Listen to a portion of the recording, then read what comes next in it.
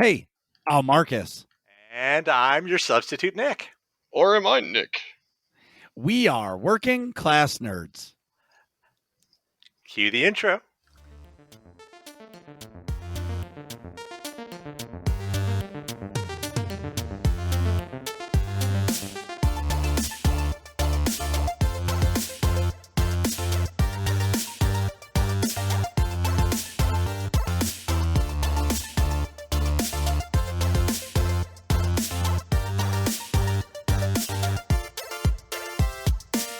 That's right.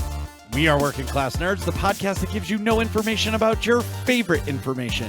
Today is Thursday, September 9th, 2021, and you can find this 121 and Kogus is on the Launcher podcast on Apple Podcasts, Buzzsprout, Google Podcasts, Stitcher, Spotify,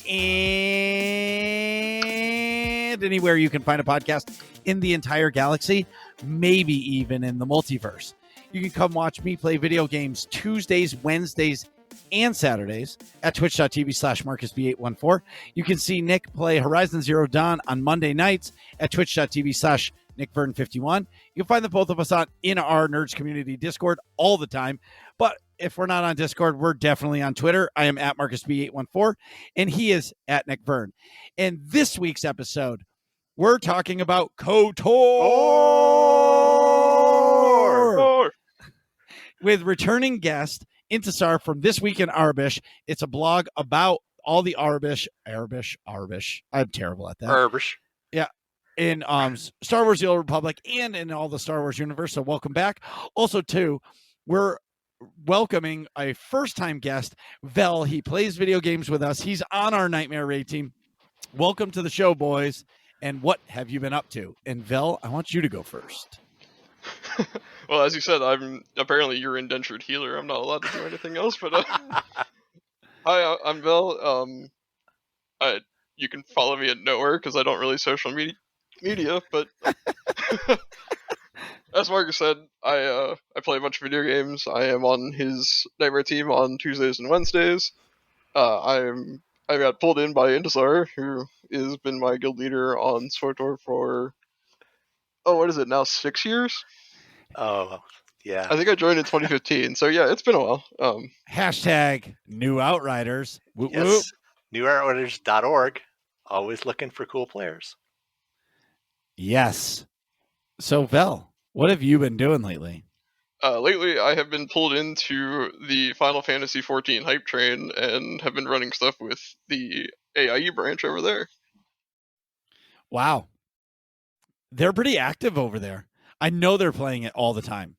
Yeah, I actually came back to the game right before the whole Blizzard fiasco exploded, and now Final Fantasy XIV is taking off. There's a bunch of new people. It's wonderful getting to see people enjoy the experience that I got to do years ago, and it's been a blast having a whole bunch of new people. The game is really pretty.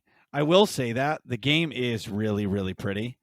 For me, the ultimate turnoff to that game is how the game is gated by story, which I like the social aspect of MMOs in games, right? Partnering up with your friends and doing whatever operations or raids, or just playing with your friends and just doing normal everyday stuff, or streaming and having doing solo content, but having stream socialize with you. For me, that's what I loved. But with Final Fantasy XIV, they make you do the story in order to progress the game. So I would hit max level in the game, but I still can't do the raiding because you have to do all of the story. Yeah, you might be able to do some of the raids, because that's the cool thing about that game is the old content is still relevant at current day because they have a really nice scaling system. It is a really nice scaling system because you can go in there with your level 80 and just one-shot it, or you can be scaled down to the level that it's at to make it still challenging. Yeah, and it plays almost like it was when that was brand new current content. Yeah. Intisar, do you play it or no? No, I can't do 2 MMOs at once. I tried, and it's just... It's too weeby for you. I don't know. It looks pretty, but I'm a single MMO guy. So I do agree to that statement, but I find myself in like the best of both worlds in Destiny 2. And I've been talking about it for a while, where like I love a first person shooter, but I love the MMO, and I feel like Destiny 2 is the perfect balance between them both. But Vel, what other games do you play? Um, I play this awesome game called AutoCAD. Wait.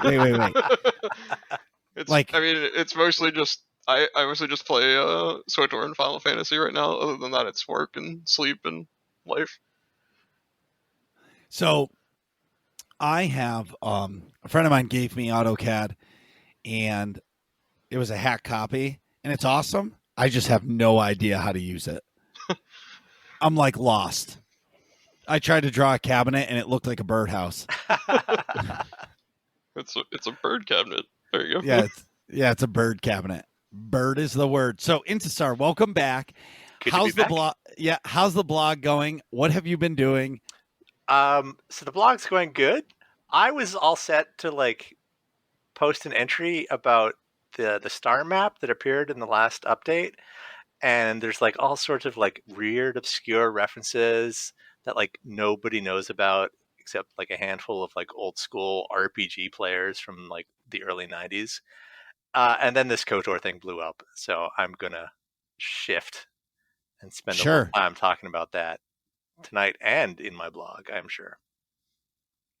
Well, the thing about the Kotor drop, it was just out of nowhere. Nobody expected it. Like we all knew it was coming, Yeah, and everybody knew it was coming, but nobody expected when. And I guess the drop makes it even bigger, you know. yes. But I'm super excited. And Yeah, I mean, months ago I heard rumors of, oh, we're getting KOTOR 3, and like, I'm like, that's exactly what all of us want to hear right now. So I'm not gonna pay any attention to it until it's We already officially got it. announced. And We now already here got it it. is.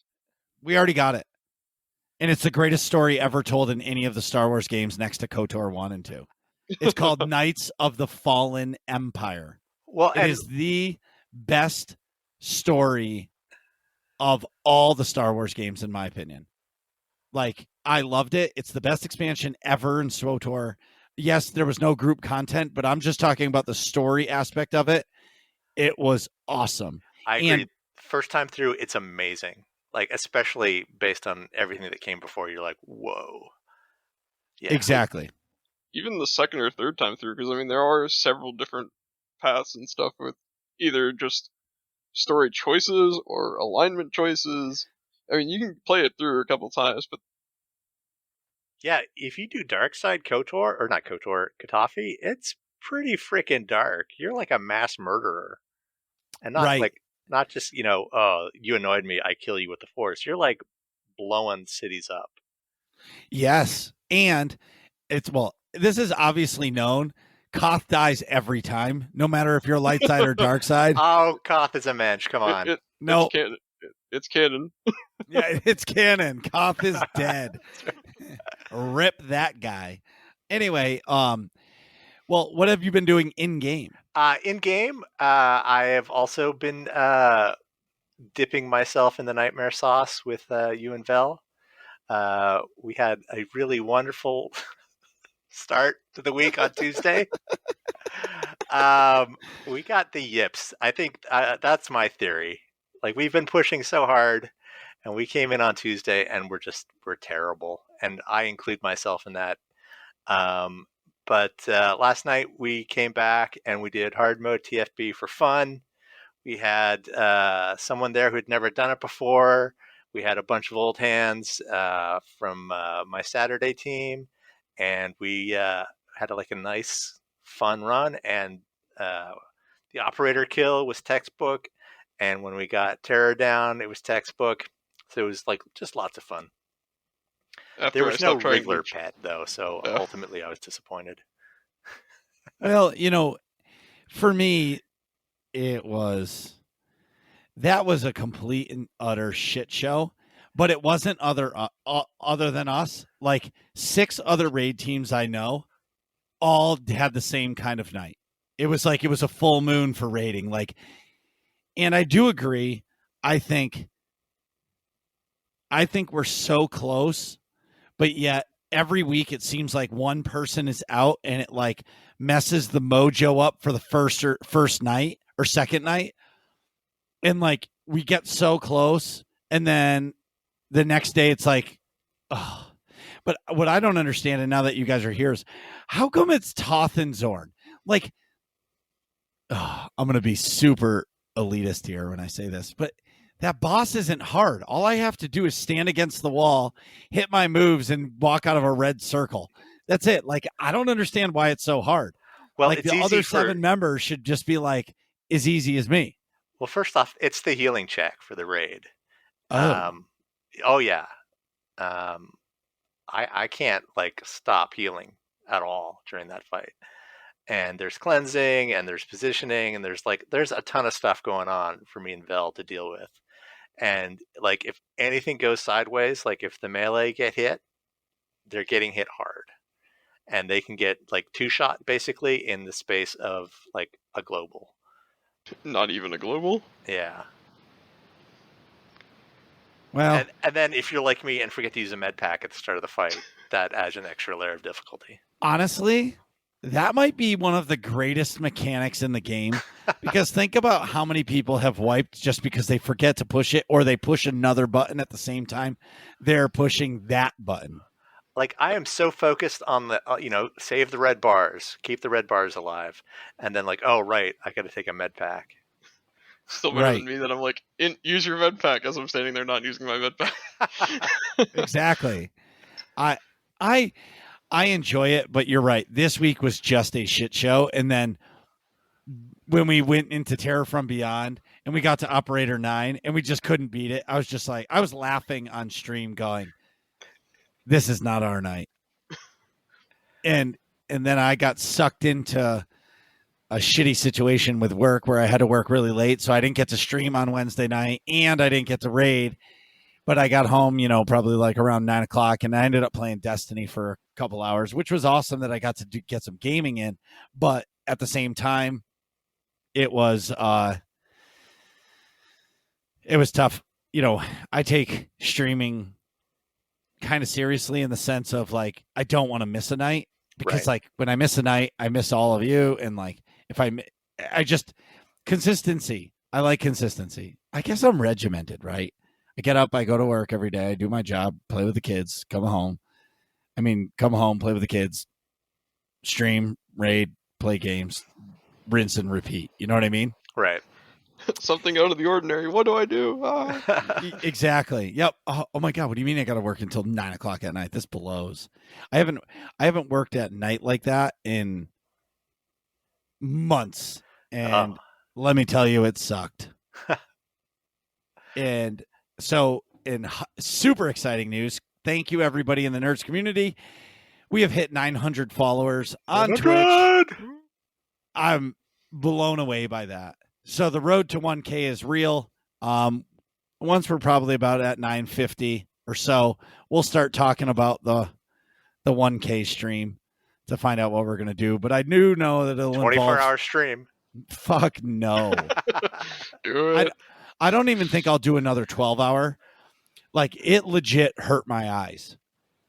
It, like, honestly hurt my eyes. And by the end of the time, my eyes were just burning.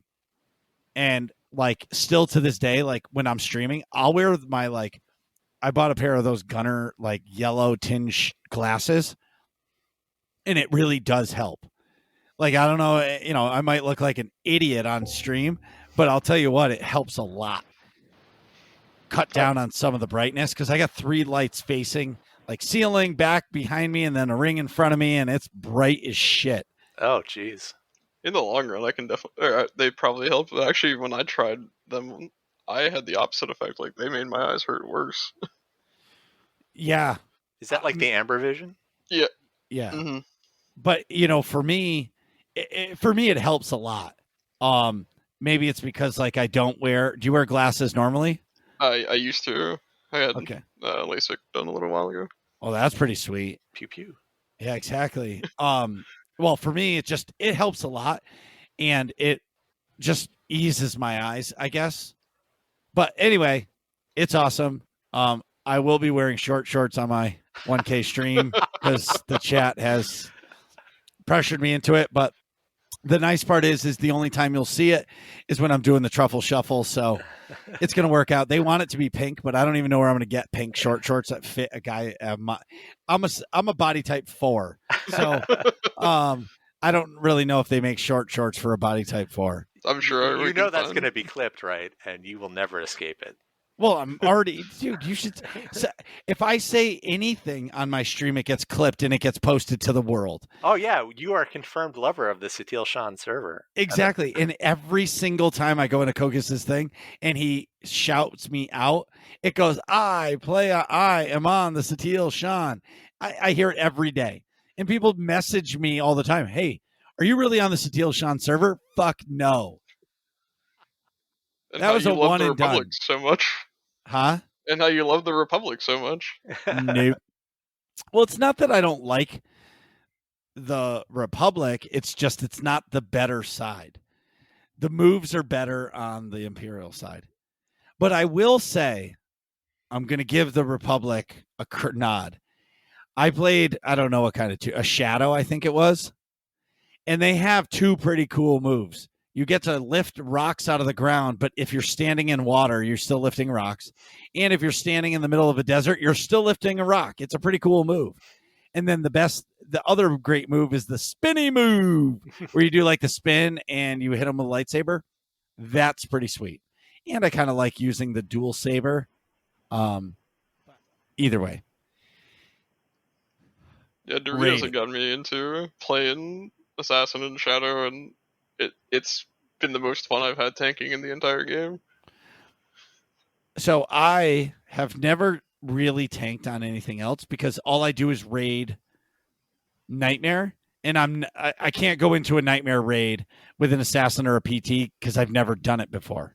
You know what I mean? Mm-hmm. So I feel like I'm a one-trick pony, but everybody says that the Jug tank is the best tank for most of the fights just because you have the most cooldowns. But, oh, wait. So come 7.0, I'll probably be playing something else because I'm not going to have anything because they're taking all of our ability tanking with the rest of us. Yeah, they're going to they're taking everything away from us. They're going to make nobody want to be a healer come 7.0. Because there's not going to be anything anybody can do because you're just going to die. It's the worst idea ever. And fuck the operatives. They always get the best. They always get the best of abilities.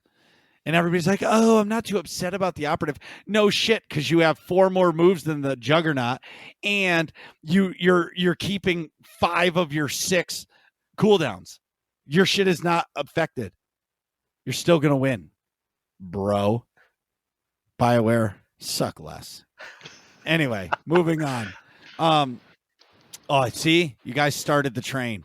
Anyway, but anyway, so in rating, like in Vel, we're saying we are progging Nightmare Explosive Conflict. We have been banging our head against this for how long have we been doing this? All summer, I think. Oh, fuck this. And I took a break, so I've missed a lot of it. You know when it's bad when you ask somebody to fill in and they're like, sure, I'll fill in. You're not still on the tanks, are you? And you're like, fuck. Yep. But I feel like there's 2 calibers of rating. And with you guys here, you'll understand it. There's 2 calibers of raiders, right? In the Nightmare community. There's the Nightmare raiders like us that we play the game and we're learning it all over. And then you have the ones who are 26 of 26 or have all the clears and they do it all. So it's like, there's no like in the middle, in my opinion. I feel like there's either the sales runners and we'll call them the major league. And then we're here in the minors trying to do it. Even though people might have clears, I don't seem to get on teams with those people, or maybe I just don't get along with them because their word of prog is 2 weeks. If you don't get the timer in the first week, you'll get it the second week, kind of a thing. And then there's us still trying to beat explosive conflict. I'm telling you guys right now, after we get Kefis and maybe we do the War Stalker, I might need a break. Like, I don't know. I don't know if nightmare raiding is completely for me. The more, I've had, like, we could do hard mode gods and that shit is hard, but it's like, it's doable. You know what I mean? And I feel like nightmare raiding has such an RNG to it, and it's made up by BioWare BioWare, because they're the developers, to stretch the content to make it last longer. I don't think it's our RNG, actually. I think it's like a pattern game. And if you don't know the exact pattern, you're going to get smooshed. Like, this is what we found out with, when Kefis drops. You have to be using certain cooldowns at exactly the right time, or you're just going to get killed. And, the healers can't heal you through it. Well, okay. And if you don't know that pattern, like, you're not going to get through the phase. Well, I do understand that part. And I do agree that you have to know your class so well. You have to know what every cooldown does and how it affects the raid so you can win. I do know that, but like in the tanks fight, how come some of the mortars don't hit you and then some of them hit you for 30K and then some of them hit you for 50K? And then sometimes you're out of the I don't know what you even call them, the spires, and you're clearly on your screen, like, say 6 steps out of it, but it's still ticking damage on you. Well, I mean, there's no accounting for desync. Okay. That's just going to be with us until they shut this game down. All right. And then there's other things that, what's an RNG based win? Well, I mean, all your tank stats are about RNG. It's like you have this percentage chance to defend against attack. You have this percentage to shield the attack and absorb a certain amount of it. So, yeah, sometimes you're just going to miss those rolls and take the full hit. Yeah, I miss them all the time. And that just makes and I mean, that's my job to then compensate for that. Yes, those hits shouldn't be so great that Vel can't heal you through it. No, and I agree. So then coming into 7.0, I just want to say I totally dodged any responsibility for healing you through those. I am very pleased. Well, because you're not on my side. I watch it and I'm getting healed, and it's not Vel. It's all of a sudden I'll take a 55,000 hit. I'll use a cooldown because I'll be close to dead. The next one won't hit me, but then the next one will hit me for 55K. Plus the tank will shoot me with lightning at the same time, and I'm dead. Or I just forget to use my reflect and I'm standing in 5 spires. But still, I just watch you dive right into him and just explode. Yeah. Oops. And in that fight, in the tanks fight, it's definitely I definitely have the hardest job in that fight. Yes. 100%. And when you die and it's your fault, it's like you're the kicker or you're the pitcher that gets pulled in the 9th inning and you blow the game. That's me every time. And SWTOR's like Lucy pulling the football away from you as you're about to kick it. Right. Sorry, I'm mixing too many metaphors there. But No, I get it. Well, either way, so this whole rating talk brings me into something that I'm really excited to talk to you guys about, because I talked to Nick about it and he just gives me the yes, sir. Mm-hmm. Mm-hmm. I'm really concerned with the way this game's going to work in 7.0 in operations. I'm going to just make a caveat. I am very excited for 7.0. This game has been the same way for 10 years. It's getting a complete revamp on how the game's going to work. I am pretty pumped. It's going to feel like a new game. But that is not the case with rating, because you have 11 operations in the game that have grown with the game with the abilities that you have. And now you're going into this new era where there's going to be a lot less buttons for survivability or things that you need to survive. And the developers are taking that out. Some of the stuff out. I won't say all of it. I'll say some. Do you guys have the same concern as I do? I'll let Vel go first. I'm kind of trying to like temper myself with my reaction to the kit redesign. I'm always a proponent for having more options to do things. Like I'm not a huge fan of the idea of removing abilities. Like I definitely understand trying to streamline abilities, maybe lower the skill or the skill floor of entry to get into the game and play it. But when you just remove abilities that aren't used on a regular basis, like a lot of your defensive cooldowns, like someone that just got into the game yesterday is not going to be like, oh hey, I'm about to get hit by something, let me hit this defensive ability so that I take less damage. They're just going to stand there and eat it.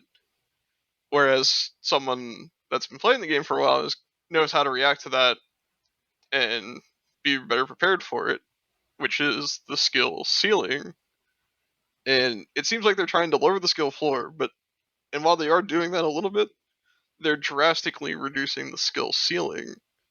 And that's kind of been the basis of my concern.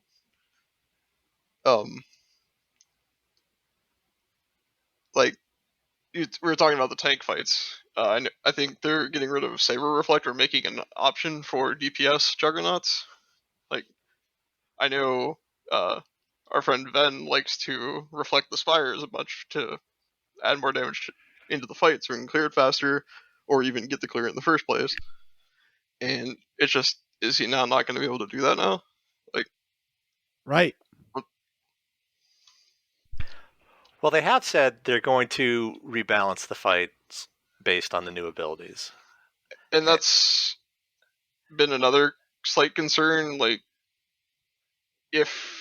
and I know now they've said that the tank roles, or the tank jobs or what's the term?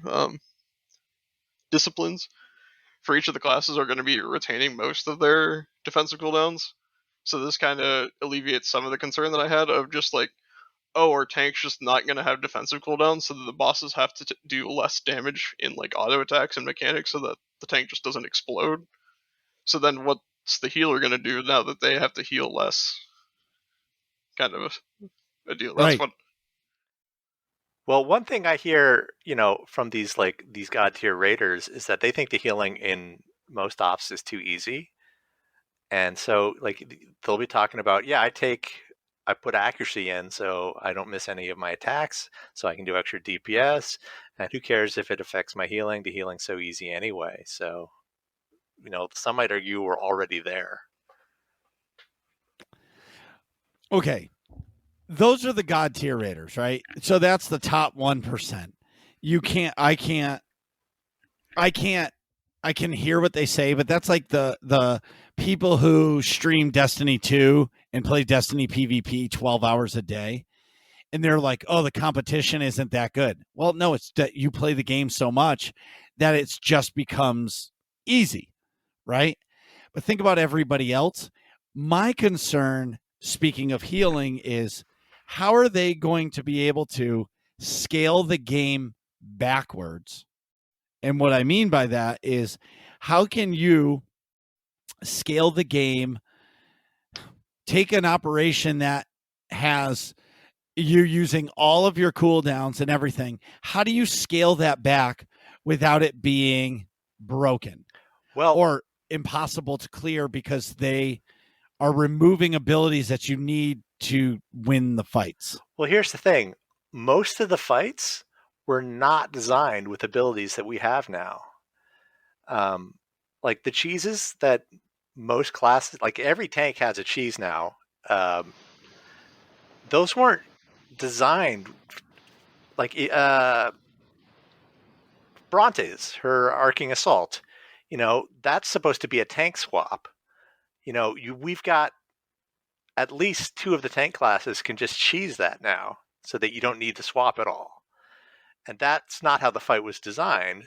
So in theory, if they cull all these ridiculous cooldowns that everyone has, we will be getting back to the original intent of the fights.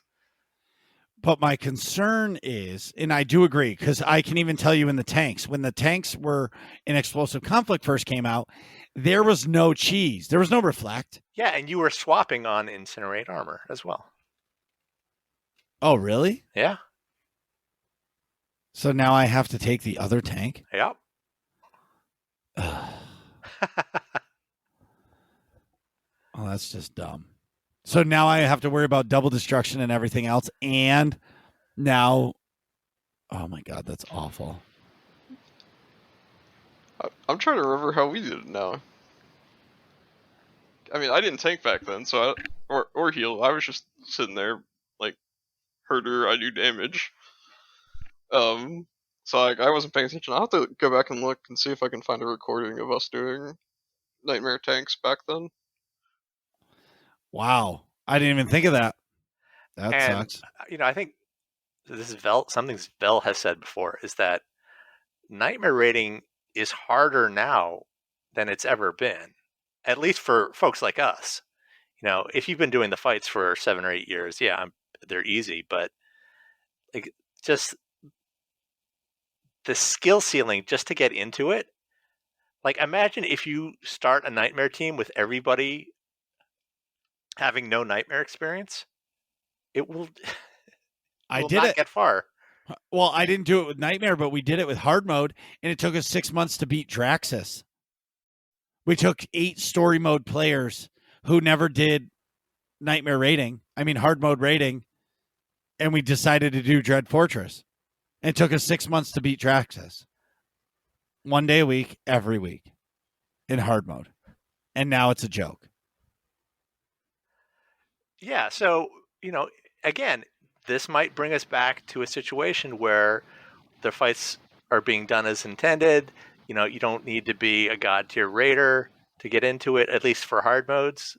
I think anyone can get into hard modes if they have the gear and are willing to spend a little bit of time. But, I think it's really hard to get into Nightmare raiding if you are not getting into a team where, most, if not all of the party members know the fights already. Well, shout out to Doritos, because he herds our cats very well. Geez. Like, I can't do it. I don't know the fights well enough to do it. And, for me, as much as I agree with that, my solution to this is on day 1 of the expansion, they should take out every Nightmare raid. And they should release 1 raid a month or every other month and have them be retuned to the new SWTOR. Make the content new again to be able to clear it. Because I don't believe when it comes out, it's going to be too hard, because they've removed they've removed everything, and they can't. How could they ever balance that? I bet they go the other way. I think everything's going to be too easy at start. See, I do not, because they haven't even. Okay, so we're September 9th.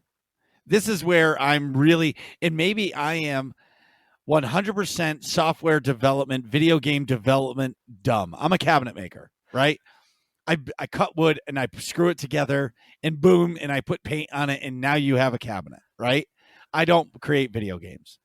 But it seems to me if the PTS doesn't even have all the classes that they're changing on it, there's not a chance in hell that in 2 months or 3 months, they're going to be able to have all of the operations tuned for the new gear tier and level scale. Not a chance.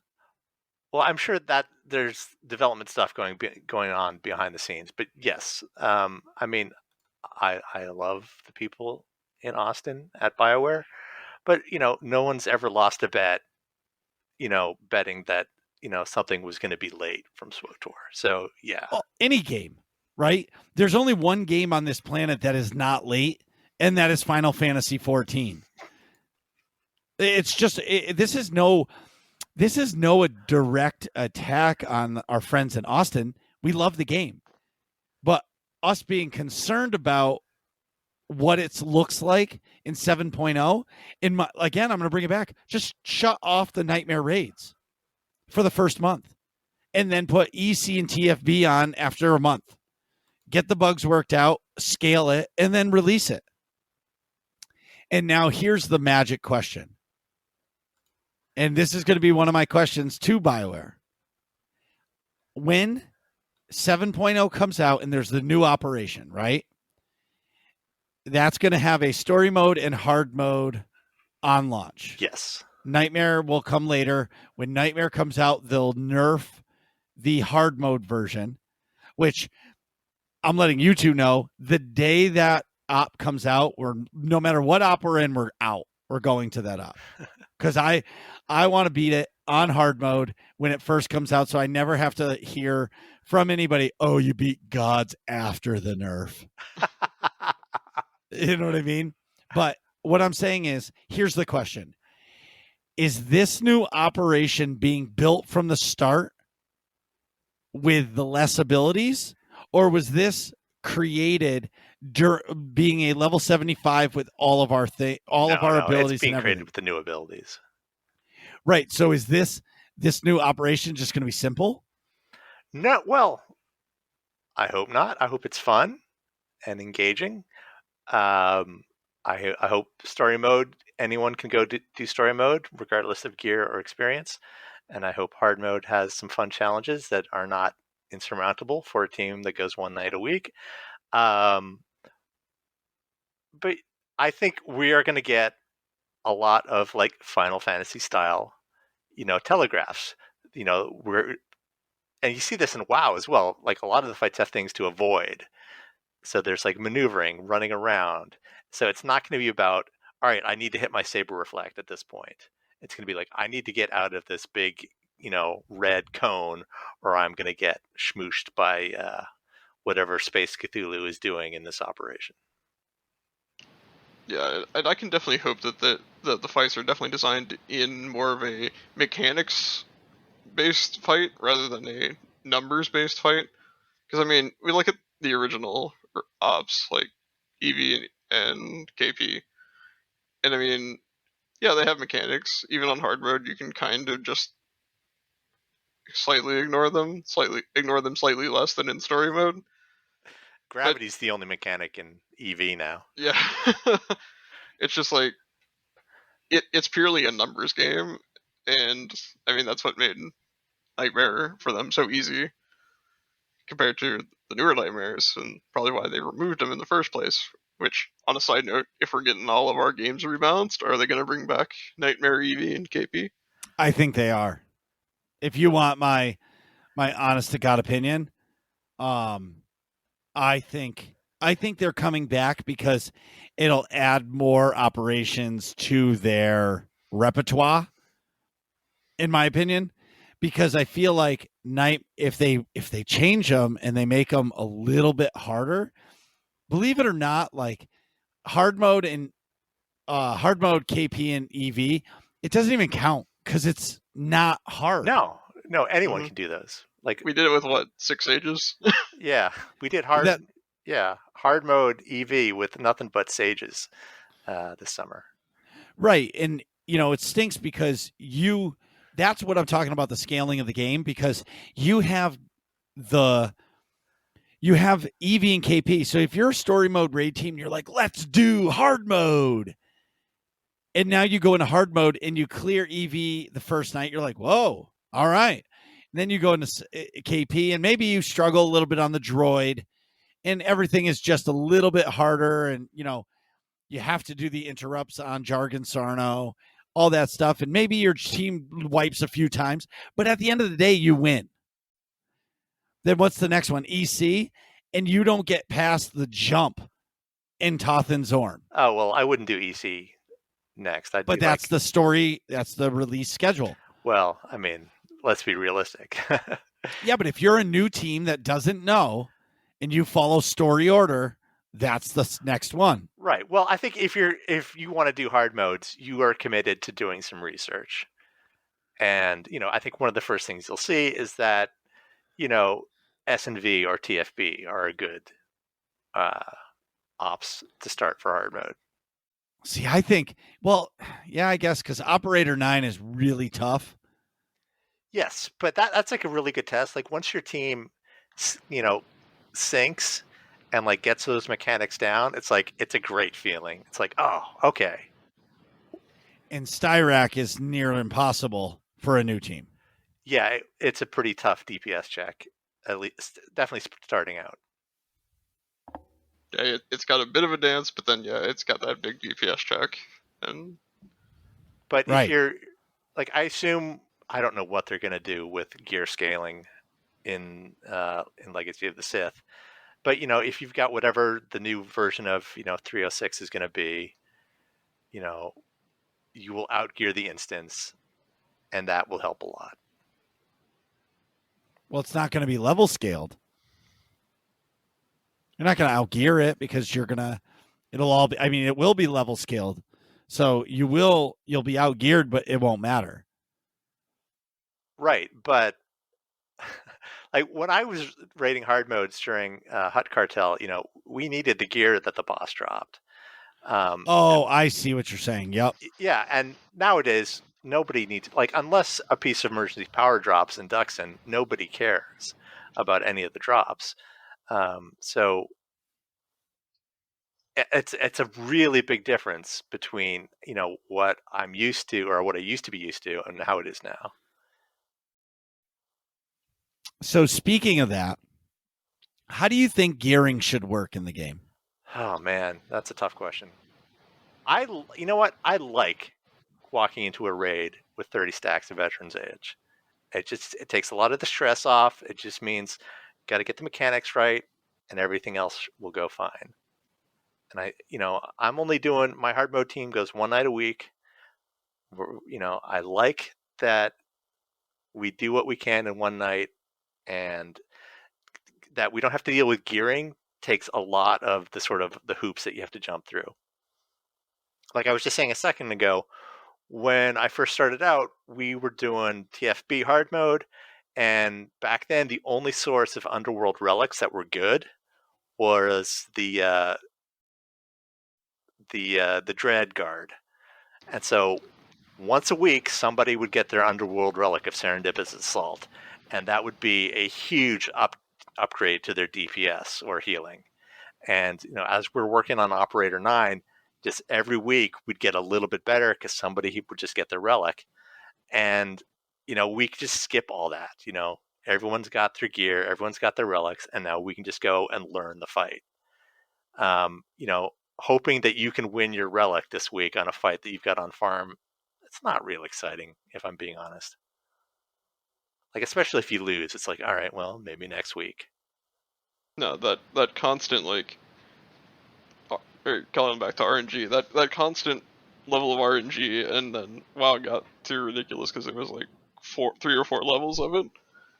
I mean, that's ultimately what got me to quit playing the game, because like I just don't have the time to run something over and over and over again to hope that I have a chance of getting a piece of gear, hope it has the right stats, hope it's the right item level, hope it's the right socket. Like, yeah, I think gearing is the least interesting part of the MMO experience. And which is why I love how SWTOR just throws loot at you. Like, you're going to get everything you ever need at some point, just from playing the game, and then you can just play the game and have fun. Like, unless you're a Vanguard tank. Unless you're a Vanguard tank. But like, outside of me just like coming up with like cheesy strats like tank sage, like I haven't gotten a piece of gear to upgrade myself in months, but I don't care because I have what I need, so now I can play the game and have fun. But I'm just, I guess, let me rephrase my question. Would you rather the gearing in the game be the way it is now, where you just earn your gear with everything you do and you get to max gear level? Or would you like to go back and have the 3 tiers of gear where if you just do story content, you're going to get to 300 gear? If you do hard mode, you get 306 gear, and if you do nightmare, you can get up to 312. I'm going to Or say, do you like the everybody can earn the best gear in the game and feel like they're the best of the best? yeah. I mean, having the best gear doesn't mean you know how to play your class. You know, I'm an example of that. if you use Group Finder at all, you've seen this. You know, there are people with like in best in slot gear, and they can't do 12k DPS, and you're like, why is this boss still alive? And because they're just doing basic attacks, they don't know how to do their rotation. They don't understand the priorities.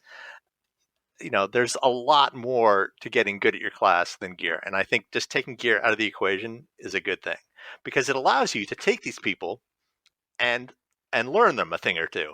You know, it's like, all right, you've got the gear. We can teach you how to play your class better, and we can bring you into these more difficult raids. And we don't need to worry about getting you gear. Again, back in the old days, when I was walking uphill both ways to school, you know, if we had somebody new join the team, we would have to go back to story mode, get them their class set, you know, get them, you know, make them their offhand and on hand. You know, there was this whole process we had to go through to get them ready just to start learning how to do hard modes with us. And this just skips all that. And Yeah. God help you if you want to change your class or spec. It's like, oh, I need a new set. This is something else that we had happen once. It's like someone's like, oh, I'm not enjoying this class. I want to play a gunslinger. So we had to go back, get him his set, get him his main hand, and it was just like, ugh. This sounds like me in Shadows of Revan. And I guess for me, I kind of like the gearing system now. I think there should be things to chase, though.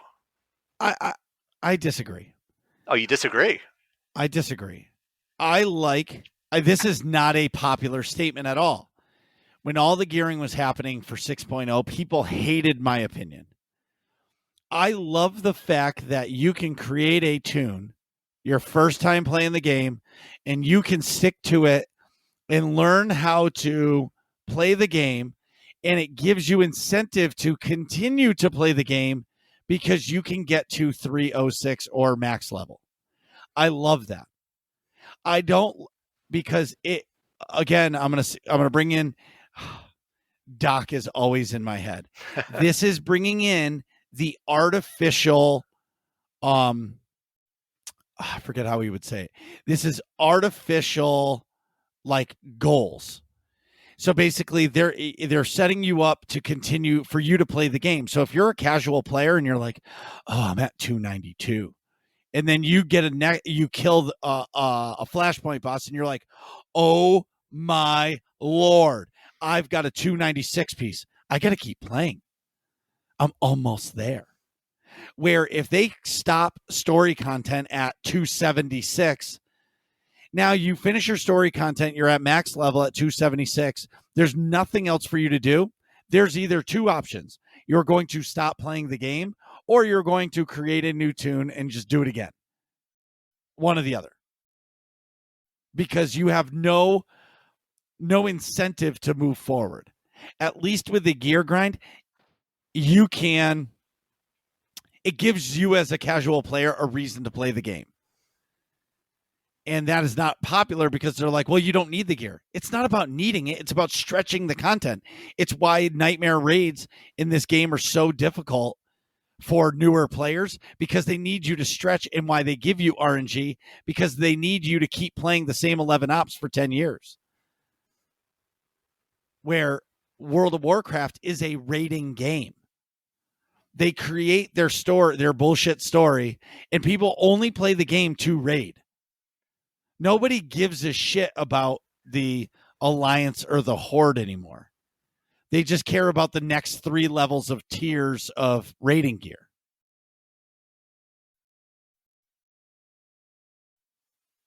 And then you go, and I'll keep going.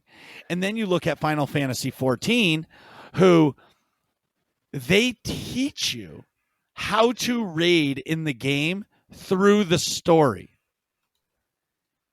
I said that right. You play the game. I got wherever I got to, they forced me to do a flashpoint, or what do they call it in that game? Dungeon? Yeah, dungeon. Dungeons. It's a four-man flashpoint, essentially. They force you to do that. You cannot move forward with your story unless you do this dungeon. Now, the dungeons are really easy in the beginning, but I was watching some of Doc's streams, and this is story content. It's called an Alliance Raid, and there's 24 people doing it, and the shit is hard. You may not win, but guess what?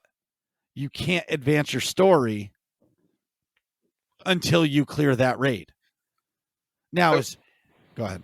I will clarify that the only Alliance raids that are required for the story are the first 3, which the first 2 technically are kind of face rolled just because they're old and have been outgeared, even with the level scaling. The third one has some really fun mechanics that can get really messy if people don't know what they're doing. But yeah, the later Alliance raids, which are very fun and, like you said, challenging, are completely optional. But the first 3 aren't. But the first 3 are not, yeah. Right. But what I mean is you're upgrading your gear in... How do you upgrade your gear in Final Fantasy? It actually uses a very similar style to Wrath of the Lich King World of Warcraft, where, I mean, you can run your dungeons, your raids, and you can get gear. Just doing any content gets you these tokens. They call them tomestones, and there's various different types of them, different levels of them. And I mean, this is the cool thing about keeping the old content relevant, is like you can run the old content and still get tomestones for current gear. Right. And that is good. Now, I don't like I said earlier, I don't like how Final Fantasy gates you from continuing all the rest of the raids, but be behind story. But my point is, I feel like everybody should get the gear because it makes it fun for the player to continue to play.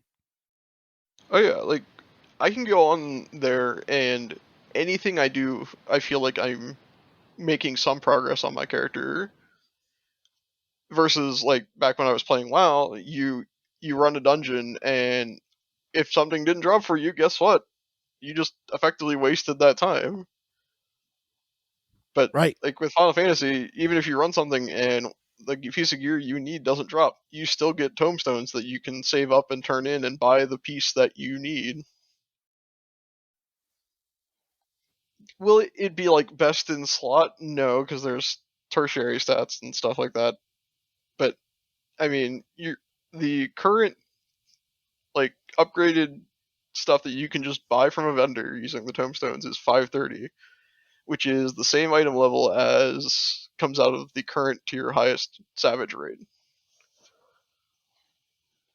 It just takes a couple weeks of grinding a bunch of stuff to get that, but I mean, it's still a linear progression system, which I think is phenomenal. Linear progression is the way to go.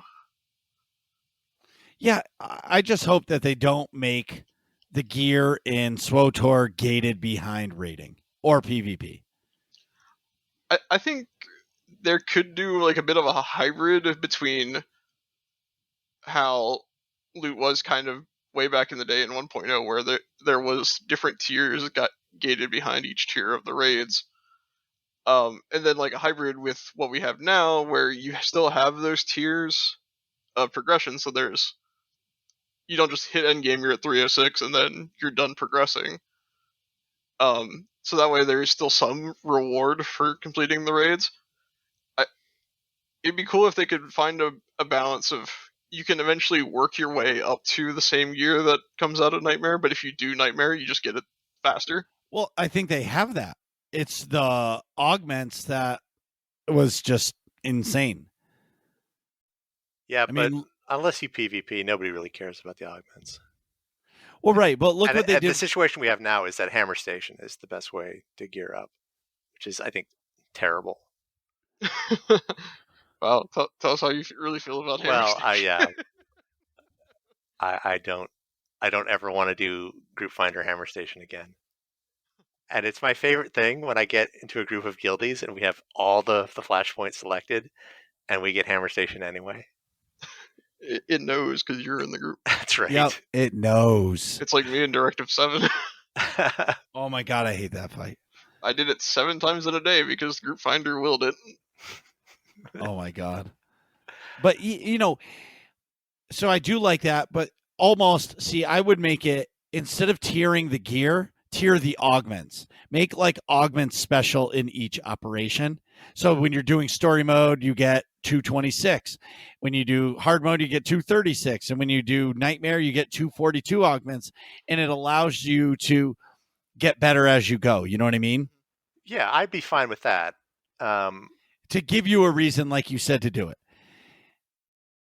Like, go ahead. We have the weird case now where there are a couple of best in slot class sets that only drop in operations, like Apex Predator for mercenaries and emergency power for power techs. And, you know, so like there's a reason to run ops if you're playing those classes. Well, this will get into the loot changes, but it's now harder to get those pieces when they do drop. But and now going into 7.0, shout out to Max and SEMA. They had the interview with Chris Schmidt. He basically said all gear, set bonus gear currently is going to be null and void. Oh yeah, well, I mean, we should be used to that already. So yeah, I mean, I'm gonna miss my 6-piece emergency power bonus, but but is it, you know, and that's the thing is, see, I want less gear that is special to an op. It should be available everywhere. You know what I mean? Or in all of the operations. Like, okay, you want to make the emergency power set available? Well, it's available in all of the operations. Yeah, and if you want to hold that too. You know what I mean? But at the same time now, I really want like awesome rewards. Like, stop making the tanks on Nightmare, it should be a guaranteed drop for the tank mount. It's weird. Some of the ops mount drops are like very low percentage. Like we haven't seen a tank drop yet, right? No, never. But you know, like the wings are 100% if you beat Nightmare Bronze. That's what I mean. Well, in the interview that we do with BioWare about the operations, that's going to be one of the questions for sure. Like, why not make all those awesome mounts more available? Yes. And I think and across the board, I think the rewards from operations, even if they're just cosmetic, there need to be more. Like a lot of this, you know, nobody cares about the speeders from EV and KP anymore, right? Well, that's not true. I 100% disagree. During mandatory fun night with AIE on Tuesday nights, there's people all the time that have never been into EV. Yes, I mean that's great. But you know, I've been running, you know, EV and KP since launch, and so I was like, I don't really care about this. I care about the Mind Trap decos, but that's just my thing. But yeah, like I think they should refresh some of the cosmetic drops. Well, and okay, like what is it called? The Terrace Elite from EV, the red and black mount. Oh yeah. Why not have that be the story mode drop and do a blue one for the hard mode? Well, that's what they used to be. Like the little red box used to be the story mode drop. I think the big like round-ish red and black ones for the hard mode. I think. Yeah. Right. And then make like doing the tanks. There's no mount drop in story mode, but when you go to hard mode, you get Stormcaller, and in Nightmare you get Firebrand.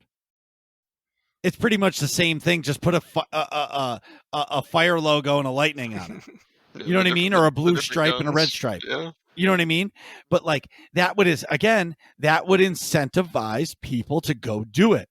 Oh sure. The tank at launch from EV or EC was terrible. It was a 90% mount. So it was slower than every other mount that you could get. But still, you'd go onto Fleet and you'd see Raiders e-peening it because, oh, look I've got a tank that no one else does. And I think it was the only mount at the time that you couldn't see your character when you were in it. Like, oh, I didn't know that. I think all the other mounts were open air. So, and there's so many others, but then like you said, the wings, or my favorite mount in the game is the Grobfuck mount from Dread Palace, and it's a guaranteed drop from the console. Is the tank not guaranteed off Kefis? Nope. No. There's nothing guaranteed off Kefis. It has a chance of dropping from each boss, I think. Or that's what I've heard. See, I've heard it's only the tanks, and it's like a 1 in 1 million chance for story mode, 1 in 750,000 for hard mode, and then like 1 in 500,000 for Nightmare. Some ridiculous rare number. Yeah. Well, and go to Terror from Beyond. Look at the Hyperpod. I love that mount. Yeah, but it's not like it doesn't like people like I've seen 2 people with it. And they said that's all they've only ever seen it drop one time. Like, why? Yes. I mean, we were farming TFB Nightmare mode during Shadow of Revan, and if it was 100% mount, I would have that mount right now. Well, that's what I mean. And now, it's for me, it's just you don't have to incentivize gear, but just make the mounts more available. It's clear that they can make whatever they can make as many mounts, guns, and outfits that they want. So why not just or not mounts, droids like the free pet droids, right? It's just a reskin. Throw some different colors on it and say this is the Nightmare tank, this is the hard mode tank. Slap a blue and slap a red, call it a day. Yeah, there aren't a lot of like cool cosmetic mounts anyway from hard modes. But they should. Yes. Look at the Corruptor. Look at the Corruptor blade. Those are probably the coolest weapon in the game for me. And I earned those because I don't think you can copy them. You cannot. Exactly. Yeah, if you've got a Marauder and you want to, you need to kill Corruptor Zero twice. And not have a group full of people that want it.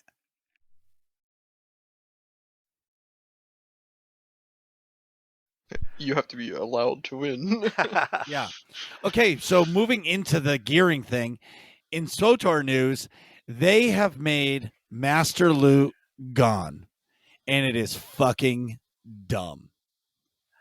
I'll give my explanation. Blizzard did this a while ago. Everybody hated it then. And I'm not exactly sure why BioWare thought it was a good idea to do it. So I understand why they did it. What they should have done is they should have removed it from Group Finder. Fine. Remove Master Loot so some guy can't just hold all the loot himself or herself, whatever. I get that part. But for me, in where we're at in the game, in the life cycle of 6.0, which has been 2 years, now I don't need any more gear. I need 0 gear. And before they did this change, when we looted the boss, you would get your mats, your whatever the special items were, you would roll on them. And I wouldn't even look at the gear anymore because I just didn't care. Because it would just fill up my inventory and I don't need to do anything with it. So now my inventory is getting full every operation because I'm getting gear that I don't need. And I don't like how they've changed that thing. It's annoying because if you want, like, all right, for the Nightmare group, we have a 1 OEM per person rule, which is, that's fair. Yeah. Or this is how I put it to BioWare.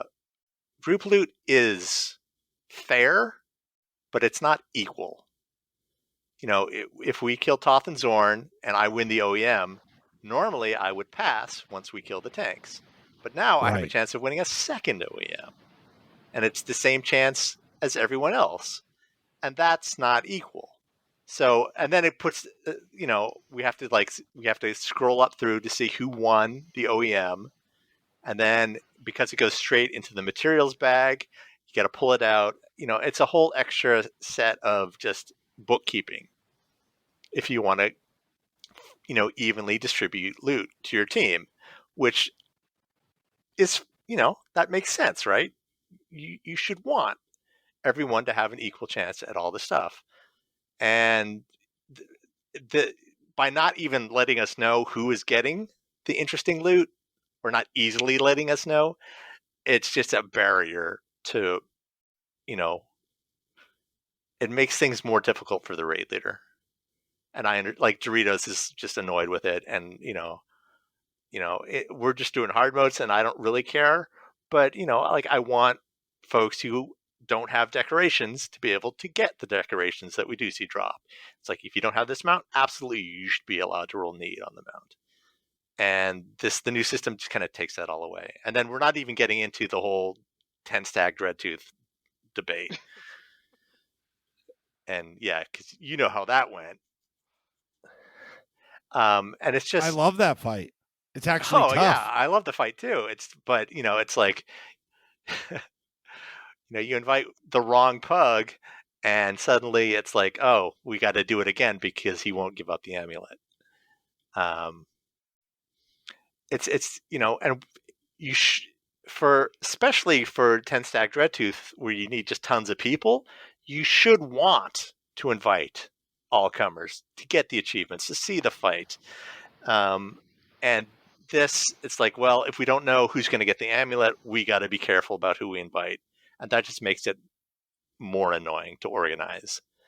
And it's not like 10 stack Dreadtooth is an easy fight to organize anyway. You need to get all the essences, you need to get the full group, you need to explain the fight, you need to beg your DPS not to kill themselves during the fight. And, there's a lot that goes into it, and it's perfectly reasonable that the person who does all this organization should have a say in who gets the amulet, which you need to do another fight, which requires a different set of organization. So, and then just throwing out the loot willy-nilly seems silly to me. It's fair, but it's not equal. What do you think, Vel? I'm just staring at my inventory full of pets and decorations that I don't really want, and wishing like it would just give them to other people. No, like on I think it was last week when we killed tanks. I got the Stormcaller decoration, and of course I'm like, hey, does anybody want this? But I mean, no one else does, so I ended up just selling it. Cause like, I mean, I still need to get around to decorating my fleet stronghold, but like player housing, I'm not a very decorative person, so that's not one of the things I'm interested in. And then when it comes to pets, like I have the pets that I want, and so I don't need anymore. But now it's like, here, have this. I'm like, but I don't want it. I guess what we're trying to say is we hope that they roll back some of this, and I hope it just pertains to Group Finder. Yeah, the one change I would say for Group Finder is for tacticals and set pieces. They should go to the people that match the class. Like, I mean, how annoying is it if you're playing a mercenary and you kill Soa, he drops a piece of Apex Predator, and some Marauder wins it? It's like, right, because there's a chance that Marauder doesn't even have a merc. Right. And then, and by the time you even notice who's won it, he's pieced out of the group. He's back on fleet. So you got to whisper him, and hopefully he hasn't, send it off to an alt or tossed it into or the grinder. Logged off. Yeah. And then you have to be like, hey, man, I could really use that. You shouldn't have to. That's not fair to the Marauder, first off. And it's not fair to the person who showed up playing the class, hoping to get the loot that he needs for his class. So it's the game just being annoying. And, like, is that fun to see a piece of Apex Predator drop and then it goes to somebody who doesn't care about it or doesn't want it, can't use it on the character that they played? will at best ship it to an alt. Oh man. Essentially, they need to fix it. It's just that simple. Yes, and hopefully this is like we're beta testing it for them now. That's the old joke about SWTOR. It's like we beta test everything for them and then they fix it 6 months down the line. But so yes, there must be improvements to at least streamline and make it clear who's getting what loot. Right. So today, actually, yesterday, we got a behind-the-scenes look at SWTOR system design. Hey, SWTOR community, I'm Bryant Wood. I'm a systems designer on Star Wars: The Old Republic. With our 10th anniversary coming up, I wanted to join the fun and offer you a tour of system designs along with my love for the best-kept secret in gaming. So he gives us a little thing about the design of the game, and he gives some examples. It's a long written thing. I think it's cool that they're doing this. Honestly, I'm a visual person. It's a systems design guy. They should have made a video. Like, even if it was a 2-minute video and he did the same thing and he just read off this cue and it showed different slides of the game, I think that would have been way more engaging than just a little article with a picture of the Galactic Seasons window. Because for me, the Galactic Seasons window, that's not, I guess it is a systems design, but it's not really, that's not what I think of systems design. You know what I mean? I guess you guys agree. Yeah, I mean, it's a UI design. You're thinking like, what is the process of like, how does our loot get determined or something like that? Or right, exactly. how is your chance to deflect mortars calculated? Yeah, and why am I? Yeah, I'm not going there. Well, I like crunchy stuff like this, but yeah, it's not sexy, and yeah, maybe a visual presentation would have been neat. I just, I think it's awesome that they're really, that's the one thing about this 10th anniversary is they're really embracing it. And I do. Oh, go ahead. No, I was going to say, and I do enjoy that. I think my favorite part of so far the 10th anniversary was before the launch of it. They had all the developers talk about how long they've been on the game and like, yeah, exactly. They told a little story. Like that means something to me in my heart. And yeah, we're hearing from people who, we don't usually hear from. If all you do is look at the forums, you'd figure, Jackie's the only one talking about the game. But, we have these articles and, it's great to hear from, from Stats and from Bryant, and all the other designers. We heard from the writer, whose name I can't remember right now, unfortunately, who she did an interview with Eleva where she defended Malave Quinn. And I was like, oh, she's totally changed my mind about Quinn. It's great stuff like that. And, it's nice to hear from other people. I'm going to rewind to earlier in the conversation. Koth and Quinn always die. All right. But does Quinn actually die or did he fake his death? Ooh, good question.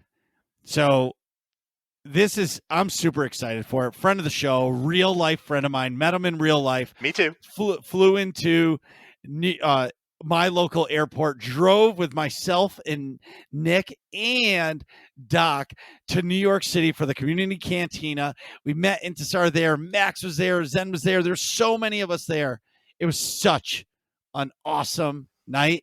Had drinks until like 4 a.m. I'm an old man. That didn't work well for me. But Kogus got featured on the launcher and a nice article on Monday, I think it was, or Tuesday. I can't remember. Monday or Tuesday. Oh, maybe Monday. And how cool is that? Super cool. I mean, Kogas, he puts the ass in SWTOR. He is one of the best ambassadors for the game out there. Tune into his streams. He's doing the hardest PvP, and he is just like super cool about it. He will answer questions. He will give you advice. he won't like, he won't be toxic, that, which is the kind of behavior we're used to from elite PvPers. He will show you what he's doing. He will talk about what he did right, what he did wrong. He wants people to PvP, and there is no better person to like dip your toe into this world with than Kogus. Like, put his streams on, check out what he's doing, and if you think you can do it, give it a shot. And like he says in the article, if he could do it, you can too. Right. And I'll read the first excerpt from the article. We're happy to feature yet another member of our content creator program. Our content creators are players who create walkthroughs, videos, guides, and entertainment for fans. You could have just said podcasts for fans of Star Wars: The Old Republic and blogs. Come on, BioWare, notice us. No, I'm just kidding. So for this installment, we chatted with Twitch streamer and awesome YouTuber Kogus to talk about his journey into streaming and hosting PvP tournaments. So he just did a PvP tournament. I watched it. That was awesome. Yeah. They were like dressed up in shirt and ties. They were like color commentating. Ooh, he used Endure Pain too early. He's going to die. Oh my God, he survived. It was actually pretty awesome. And I guess he did this years ago, and that's what got him to stream. Like, he started to stream because of a PvP tournament. And the fact that he has continued to stream through all this is amazing to me, because like Intisar was saying, the ranked PvP community is mega toxic, and he is the complete opposite of that. He laughs at the toxicity. And it's really relieving to see when somebody's creating some toxicity and he's just like, look at this bonehead. Like, why are you whispering 10 minutes after the match? Like, the match is over. Let's move on. You know what I mean? And I would say Kogus has single-handedly helped facilitate get rid of toxicity in ranked PvP. I don't know if he's gotten rid of it, but no, he's gotten rid of some of it. Yes. I should say. Obviously, you're never going to get rid of it, right? Completely. And you definitely have to have a certain mindset if you're going to do ranked PvP. And like, he's a great example of that mindset. You're doing this for fun. You're not doing it because you think it's going to make you a better person. Right. This is a game. Well, and I'm going to go back to the mount thing about like, why can't they make awesome rewards for unranked PvP? Incentivize people to do regular PvP by making some cool rewards that you can earn. Just make skins of other mounts and sabers. So like, even if it's expensive and you need to play for a year to get the saber on unranked, but why not make that? Well, they used to have some pets and some mounts, but they haven't added to it, since launch. But incentivize people to do regular PvP, and then eventually they'll want to try that's ranked what Galactic PvP. Seasons is doing, I think. If you get your unranked daily objective, well, got a queue. Oh. Unless you re-roll it into Galactic GSF? Starfighter. Yeah. Or if you just flex on the peasants like Marcus did. That's right. I was going to say I didn't do any of that. And well, let's dive in. Man, this is the show that I've been dying to have with two of my favorite people to be able to talk about. We haven't even gotten to the good stuff. No, we haven't. But my question is, what did you guys think of Galactic Season 1? In a very honest, I was excited for it, and I completely burned myself out within 4 weeks. Because I was getting on every day, doing my dailies, knocking out my weeklies. I was cutting edge on the very end, or the very front end of progression for it for the first 4 weeks, and then I completely burned myself out. But looking at the changes that they've posted about what's going to happen in season 2. It looks like very good changes to avoid what I did to myself. Yeah. I had a good time with it because I'm the kind of MMO player who likes to fill bars. So, like I didn't, aside from the stronghold, I didn't really care about any of the rewards. It was nice to have some extra cartel coins and I don't know, I guess the armor set's okay. But there was nothing like, oh, I need this. But, it's like, oh, new stronghold? Yeah, that I need. Sure. So I was motivated to, and I was willing to do what the game wanted me to do.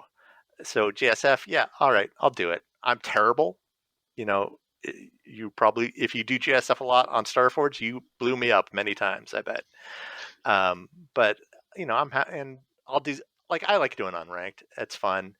And as long as the only objectives I didn't like were those kill 75 bugs on Balmora or Osis. It's like, I hate Voss, where you have to reset the instance on the heroic quest. Right. Or else go fight all the other people for the 12 spawns that are in the open world. Yes. I tried that once and I was like, nope, never again. I didn't know about the heroic the first time I had that, and I was fighting like 6 other people for the spawns out in the field. And it looks like they've got some goofball objectives next season, like blow up enemies with with canisters, which, that's silly. I like that. I had the complete opposite experience as you guys. As you know, I just was like, I am not being told how to play the game. I just bought my way to 100 on day one. And I was like, oh, let's go to the stronghold. I bought the Republic side one. Good choice. Because I was an idiot and just bought the first one that I saw. And like all the pub side people think it's the greatest thing ever because they're like, this is where you belong. And so I'm looking forward to season 2 so I can get the Imperial one because that one I'll actually use. I probably will switch to that one once I have it. I like a season pass. I really do because it incentivizes you to play the game and it gives you cool rewards. Where it's funny because I enjoy the season pass in Destiny, but I do not enjoy the season pass in SWTOR. Well, here's a question for you. Aside from the stronghold, I'm sort of whatever about the rewards. I think they're nice, they're okay, but like I don't feel like I need anything that I got. The decorations were kind of neat. Those were the only ones that I was really looking forward to. The armor set is okay. The random mount packs are, I got an Iraqi or something like that I don't care about. But it's nice to, do stuff, get a little reward. It's like, yay, I got something extra. But are the rewards in Destiny the kind of things where you're like, yes, that I want? Yes. You're getting materials in Destiny that like help you upgrade your guns, which are it's a grind to get those things. You do get legendary weapon drops. You get skins and stuff. Like you get high-end currency from completing the season pass stuff. So yes, it is very much worth it to do it. But again, I guarantee when Destiny 2 or Destiny 1's first season pass came out, it wasn't like it is today in year 7. You know what I mean? Right. So I think as BioWare grows their galactic seasons, I think the rewards probably will get a little bit better. Well, that's the thing. Do we want awesome rewards that, if you don't get them, you feel like you've missed out?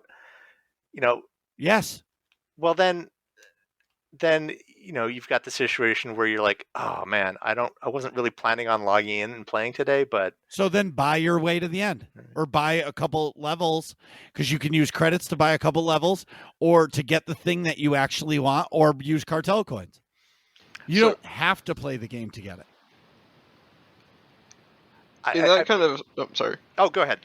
I was gonna say, in that kind of a sense, it almost kind of reminds me of the subscriber rewards, which we've seen a lot of those are coming back on the Galactic Token vendor. Like, so when we go into next season, maybe some of the rewards from the first season show up on the Galactic or on the vendor for next season. So like, you spend like 2 or 3 tokens and you get the full set, like armor set that came in season Yeah. 1. Yeah, I'd be Yeah, fine that's a with great that. idea. So that way, like, the rewards stay relevant. Like, if you wanted them for, like, when they're the current, you can work and get them. But if you came in late and you're like, oh, I really liked those, like, fancy Western-looking weapons from Season 1, but I didn't start playing until Season 2 already started, well, then you can earn stuff in Season 2 to then go back and get those. Yeah, that's completely fair. Oh, I agree to that, 100%. But I like all of it. I love the subscriber rewards, like the daily login rewards. I think that's the best thing they ever did in the game. And it's not for me or you guys. It's for the new player who comes in and logs in and they get a minor XP boost, right? Day one. Whoa, I just logged in and I got this minor XP boost. Cool. And they get to use it. And yeah, it might only be for an hour of gameplay, but what do I get tomorrow? And then maybe the next day they get a little crafting mat. And then at the end of the week, they get a major XP boost. And they're like, oh shit, now we're talking.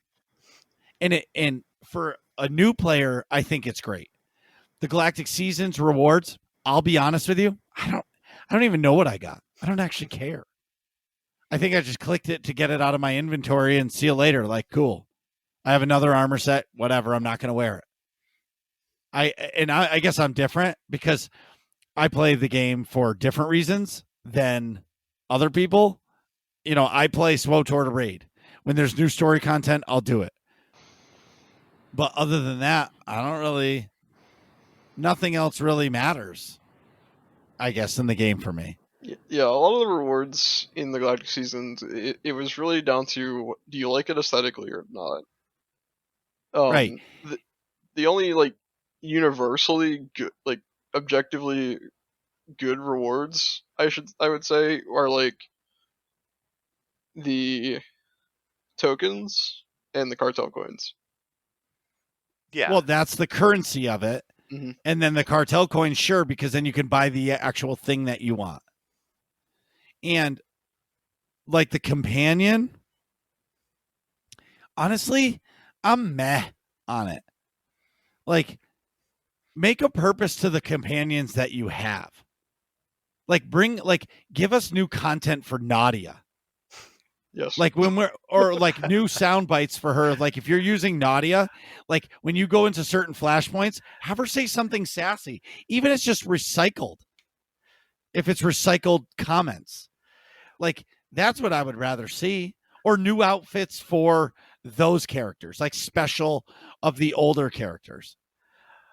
Well, I mean, how SWTOR's handled the old companions is something that I've not cared for. And, you know, when you mention Nadia, you know, Vel and I are going to be like, yes, more Nadia content, please.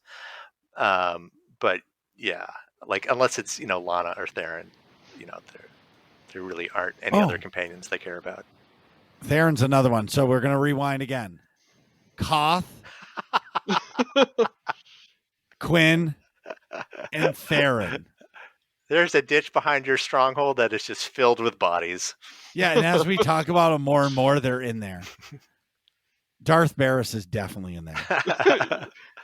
He's in his own trench because, I mean, That's it right. takes the whole trench. Well, I kind of like that because he's type 4 and so am I. If you guys all close your eyes and imagine what a type 4 body type 4 in real life is, you get me. I mean, But I anyway. just always like to say I have the body of a god after watching Endgame and seeing Thor. Oh, that's funny. But anyway, so the rewards are good. Galactic Season 2 is going to come out. I'm going to buy my way to the end, and I'm going to be done. Hey, I'm psyched for, you know, the Cad Bane knockoff. I think that'll be cool. Okay. If they make him talk like Cad Bane. If his sound bites sound like Cad Bane, awesome. Now I'm in. But if it's just another mindless companion that doesn't do anything, I don't need to cosplay with Cad Bane. Like, and I guess I'm different than everybody else. Yeah, it's weird. It's like some of the rewards, like especially with like all the companion gift items and the title, and it seemed like they wanted to have a story there. But as far as I'm aware, was there any story? I mean, you have one conversation with him. Okay. Right. Okay. But how about this? How about give us Grogu?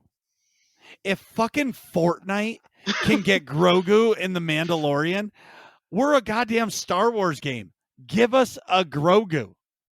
Like, they gave us a Grogu in the season pass. This game would be endlessly popular. Like, there would be probably 100,000 more subscribers for at least a couple months just to get Grogu. I don't know who it is. Maybe it's somebody at Lucasfilm was like, no, you can't have Grogu and SWTOR. Or, maybe it's Keith who hates Grogu. We don't know. But yeah, for some reason, they don't want Baby Yoda in SWTOR. Well, I don't understand why. And you talk about things that will make the game grow. That would make the game grow. Well, all right. Then they should do it in a way that's interesting, not be like, all right, go buy Baby Oteg on the cartel market, and then he follows. No. Yeah, that's what I'm saying. Galactic Season, rank 85, you get Grogu. Can we have the Flesh Raider baby that got mentioned all the way back on Tython, way back at the start? Flesh Raider baby. Flesh Raider baby. I found that baby on Ord Mantell. You like? Yeah. But that's what I'm saying. So it's we'll see what happens. I would put it at like level 100. Like if you perfect. If you want your Grogu companion. Absolutely. People would play this game just to earn that reward. 100%. Because everybody wants it. I mean, you can run around in Fortnite with fucking Grogu on your back. It's because it's not part of the Fortnite story. Does Fortnite even have a story? It doesn't matter. I don't know, but this is a Star Wars game, and we don't have Grogu. Honestly, I think that it's going to be... I think we're getting Grogu, personally. Like, here comes the tinfoil hat that I said that was not coming tonight. Well, they keep teasing us with the data mined pram, but, who knows? I think that's just... That is. Oh, that's like, the little hover pram that... Oh, yeah. All right. But for me, I think we're getting it. They're just going to drop it one day, and people are going to go bananas. I think it's one of those things that it's going to be like the mic drop moment where they're like, oh, wait, and there's more. Grogu comes next week. See you later. Boom, screen off. Don't they're going to be like, don't put it on the PTS. Just hot fix it in one day. Like, oh, my goodness. No, in a hard patch. If they do it, don't let the data miners know ahead of time. Well, that's what I mean, because we'll all know. Right. Even if you don't want to know about the Datamon stuff, if there's a Baby Yoda that comes in here, we're going to know about it. Yeah, and anyway. I'm with you. I would love for it. You log on one day and suddenly, holy cow, there's Baby Yoda. Yeah, it would be everybody's companion. There would be there would be no more Nadia. There would be no more anything. Oh well, I mean, I don't think we're gonna get a companion. I'd be like a pet. You think? You just go to the fleet, and it looks like the LGMs from Toy Story. Just like there's just Baby Yodas everywhere. Yes. Anyway, in AIE news, Tuesdays are a mandatory fun night where the fun is mandatory, but attendance is not. It's from 9 to 11 p.m. We switch from the Imperial side, which is the best side, and to where they befriend you on the pub side every other week. And that's Eastern time, which is the real time zone, Max. They switch off from fun stuff, and then they do some story mode operations. So make sure you check that out. And Fridays are the place to be in AIE. The first Friday of every month is Master Mode Flashpoints. And the fourth Friday, it's Saturday now, is Mega. It's our monthly Epic Guild activity, which I host. I had to move it from Fridays because my Fridays aren't guaranteed that I'll be able to play now. So I moved it to Saturdays because Saturdays is a stream night. So now I will be streaming our Megas, which in turn will allow the groups to be bigger because it'll essentially be an almost always open invitation, depending if we have enough room from guildies, because obviously guildies will have first right and refusal. If all this sounds fun to you, go to aie-guild.org. Top right-hand corner of the website will get you our Discord link. Please come over. Check out all the games that we play, because we play so many games, and whether or not you play SWTOR or Final Fantasy 14 or Destiny 2, there are games that we're playing every single day. So today, we got a mega drop. Mega drop in the PlayStation Showcase. My anger was flared. But what are we going to talk about today? They're making a KOTOR remake. Holy cow, abunga. Okay, rapid thoughts. What did you guys think as soon as you saw that?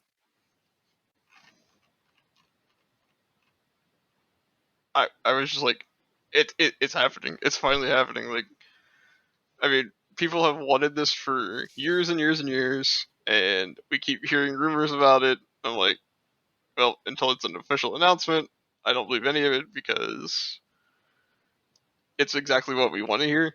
And lo and behold, here it is. Yeah, I mean, we'd been hearing rumors about, KOTOR 3, and then when they shut down the fan remake, it was a year or two ago, it's like, all right, well then, they wouldn't have done that if they weren't working on something themselves. So, yeah. And, like, here's the thing about KOTOR. I don't think it's aged very well, if I'm being honest. And so, like, a high-def remake, oh, that'll be sexy. I mean, outside of the story, has any BioWare RPG aged well? But I mean, that just shows you how good the story is, that despite the fact that the game itself hasn't aged well, that we still talk about it. Here we are almost 20 years later, and we're still going on about this game and are hyped to see it. Oh, I'm super excited, and I do agree with Intisar. I can agree. I can agree that it is the original game has not aged at all. The game came out when 2001. Was it 3? I'm not sure about the first one. I mean, I was late because I'm kind of a Zoomer, not really actually officially a Zoomer, but comparatively. So like, I didn't get into the KOTOR games just because I was so young until like 2010-ish. So they had been out for a while before I even touched them. Right. Oh, 2004. December 6th, 2004. Star Wars The Knights. Oh, no, that's the second one. Yeah, I knew the second one was like either 04 or 05. The game is developed by BioWare and published by Lucasfilm. July 15th, 2003. There we go. And for PCs running Microsoft Windows, and November 19th, 2003, later for Mac OS. But when did it come out? Oh, Xbox was July 15th. November 19th was the PC. There it is. I'm sure that was one of the most Googled games today. So going with all that, I think it's amazing that they're finally doing it, right? Immediately. And the fact that it's a remake versus a remaster, it's not just like, oh, we're touching up and selling you an 18-year-old game. Well, this is where I think Disney puts their hand in, and this is Disney's opportunity to change the story. And that was one of the things that I was thinking earlier. All the articles I was reading, and they kept mentioning the collaboration with Lucasfilm Games. So I'm like, is this new KOTOR going to be canon? Like in episode 9, we saw that the name Revan was recanonized, with the mention of one of the Sith Trooper legions was named after him. It was named in the art companion book. And Lucasfilm hasn't said no. They've only said the original KOTOR is Legends, specifically now. So, but I think they're just being coy. I don't think they're going to put the Legends tag on something that's coming out right now. I'm not exactly sure why, but I think they want people to think it's canon, even if it's not going to be. Yeah, outside of SWTOR, I don't think there's been anything new since Disney acquired Star Wars that has been canon. There was one Legends, Marvel I mean. comic.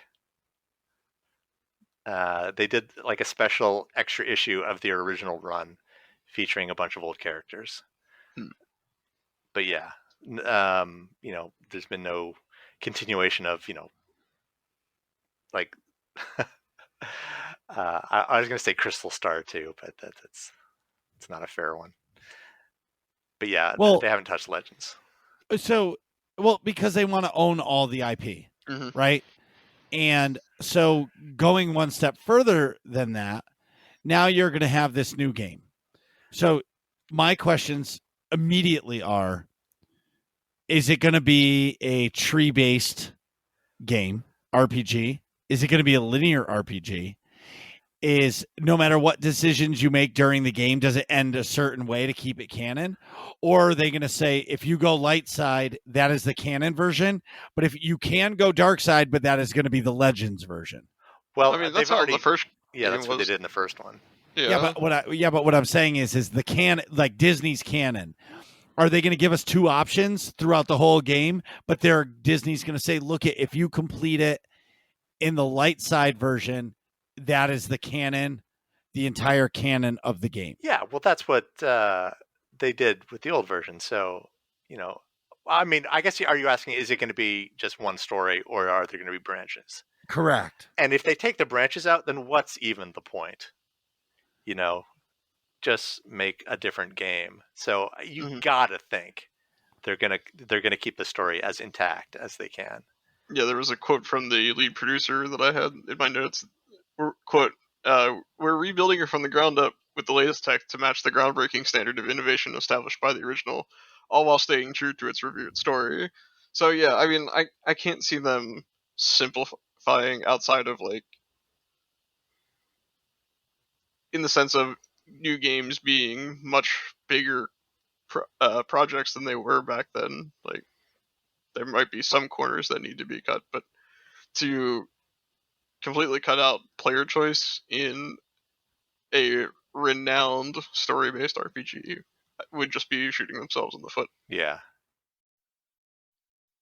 I think if there are going to be changes, it's going to be in gameplay.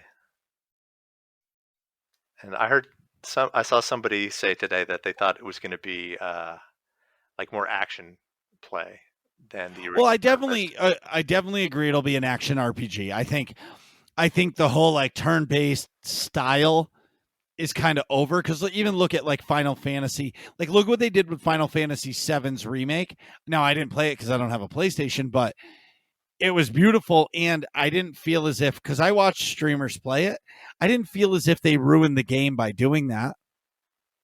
Actually, somebody wrote that in the notes. So for me, I think as long as the story is good and they really do it, like, who doesn't want to see Terrace in a 2021 graphics point? Yeah. Or the bombing of it, and like, what? Because like, when we got to Terrace in SWTOR in, 2011, like, that was already kind of phenomenal to see that. Like, hey, we saw this when it was intact, we saw it when it was blowing up in 2003 computer graphics, and now here it is in what at the time was relatively cutting edge. And then to potentially see it now with, like you said, 2021 graphics. Right. And I'm curious on this. So here's some more questions. Is Revan going to be a female? Is a big one. I noticed something, this in particular with the little teaser trailer that they put out today, is Bastila says, like, we're facing like the greatest Sith, and there she like specifically used a gender neutral pronoun. Well, of course. I guess to allow for like the players to decide who they want their Revan to be. Oh yeah, I mean, I see this all the time on Twitter. You know, if someone puts a picture of SWTOR Revan, they're like, "Oh no, Revan's female." So I don't think they would change that. That's a big part of the game. You make your own Revan.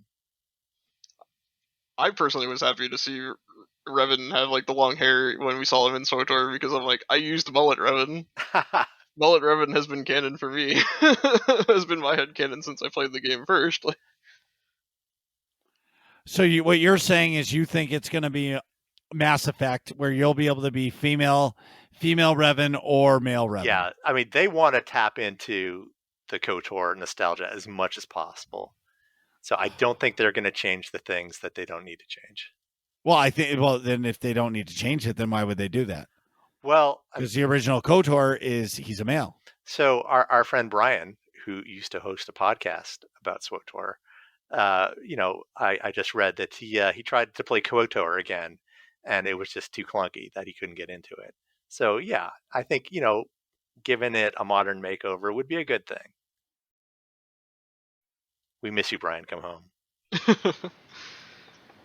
And if you want to play KOTOR, and it's actually a really good experience, play it on an iPad. Oh, I've heard that. Speaking of which, isn't Aspire, or what is it? Aspire Media, aren't they the ones that did the mobile and like tablet port of KOTOR? I think they did the Mac version way back in the day, because that's the one I played.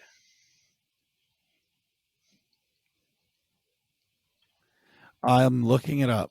KOTOR, Star Wars KOTOR. Because I know they've done like mobile ports of other Star Wars games. Yeah, it's Aspire Media. Mm-hmm. So, like, we've seen that they've done a good job, specifically with this title in the past. I mean, obviously this is going to be a whole new project for them, because that one was just literally porting the original game, whereas this one is completely rebuilding it. But it looks amazing on the iPad. It looks amazing. I bought it. It's $10. It's $9.99. It's awesome. It looks amazing. It runs amazing. Like, yeah. When I heard it on a tablet, I'm like, how is that going to do it? And then I'm like, oh yeah, modern tablets are kind of like as powerful as PCs were in 2003. So, well, more powerful now. Yeah, more powerful. Well, right, but so I played it. The only thing that I would say is tough about it is sometimes when you're walking, your finger is like in the walking path, so your view is kind of cut up, so you're not like doing that. But now with technology, did you guys see that like new backbone controller? It like mounts into the iPhone, and it's like a regular Xbox controller. You could play KOTOR on your phone now. Like, that would be awesome too. Or get a wireless controller for your iPad. It'd be an awesome experience. You know what I mean? And I would like, listen, how many people do you think downloaded KOTOR 1 on the iPad? Right?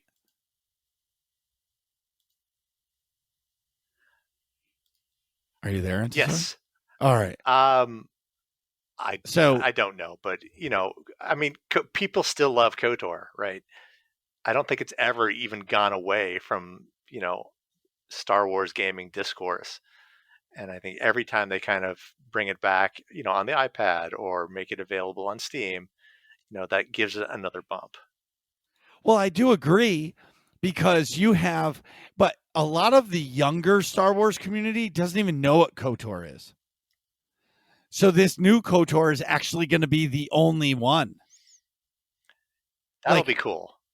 Right. So all us old folk, like, that is our Star Wars.